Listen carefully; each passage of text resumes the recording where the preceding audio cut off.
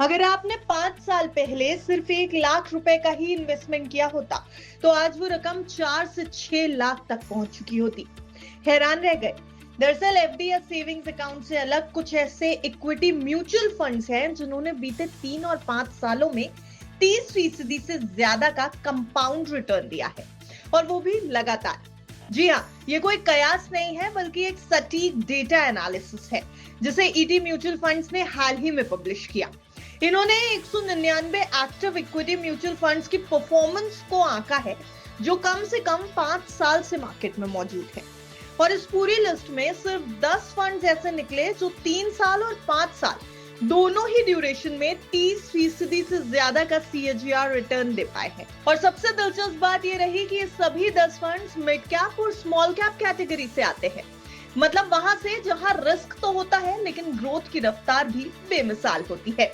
तो चलिए अब बात करते हैं उन टॉप फंड्स की जिन्हें हम कह सकते हैं फायदे के फंड्स। जी हाँ, आज फायदे के फंड की रिपोर्ट में हम आपके सामने उन्हीं फंड्स के डेटा को रखेंगे जिन्होंने अपने निवेशकों को पिछले 3 और 5 साल में 30% से भी ज्यादा का रिटर्न कमा कर दिया है।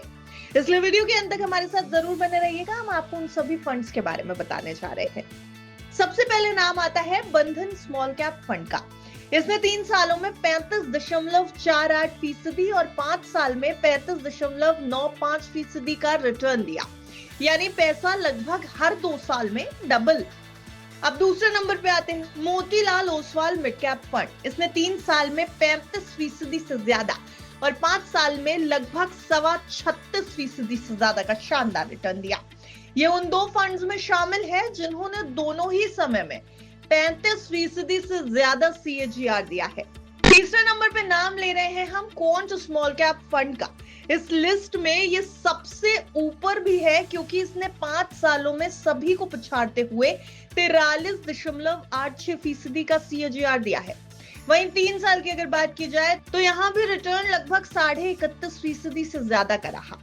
अब बात करें अगर Nippon India small cap fund की, जो भारत का सबसे बड़ा स्मॉल कैप फंड है, तो इसने 3 सालों में अपने निवेशकों को 30.49% और 5 सालों में 37.45% का सीएजीआर दिया है, यानी बड़े आकार के बावजूद ग्रोथ बिल्कुल धीमी नहीं हुई है। अब आते हैं एडलविस मिड कैप फंड पर।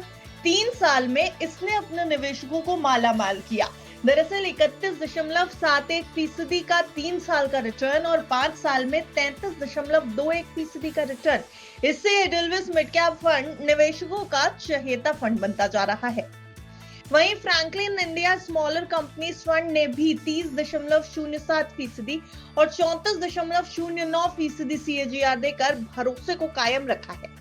Invesco India small cap fund ने 31.92% और 33.57% का सीएजीआर दिया, जबकि निप्पॉन इंडिया ग्रोथ फंड ने 3 साल में 31.05% और 5 साल में 32.78% का रिटर्न दिया है। अब आते हैं HDFC mid cap opportunities fund और Invesco India mid cap fund पर। यहाँ भी दोनों ने 30% से ज्यादा का रिटर्न दिया।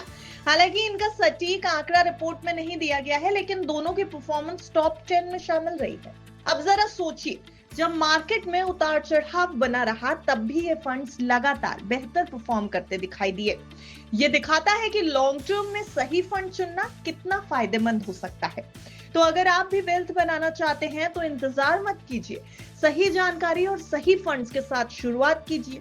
एफडी के 6% रिटर्न से बाहर निकलकर अब थोड़ा सा रिस्क लेने की कैपेसिटी बढ़ा सकते हैं, तो सोचिए कि 30% से ज्यादा की कमाई कैसे हो सकती है इन फंड्स के जरिए।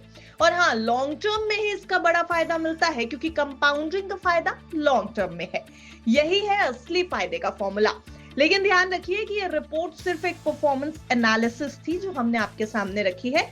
निवेश की सलाह अभी तक आपको नहीं दे रहा है, क्योंकि हर शख्स के निवेश करने की क्षमता, रिस्क प्रोफाइल और टारगेट्स या एम्स अलग अलग होते हैं। इसलिए निवेश से पहले अपनी रिसर्च पूरी तरह करें या फिर किसी फाइनेंशियल एडवाइजर यानी वित्तीय सलाहकार की सलाह लेना बिल्कुल मत भूलिएगा। ब्यूरो रिपोर्ट, विस्तार।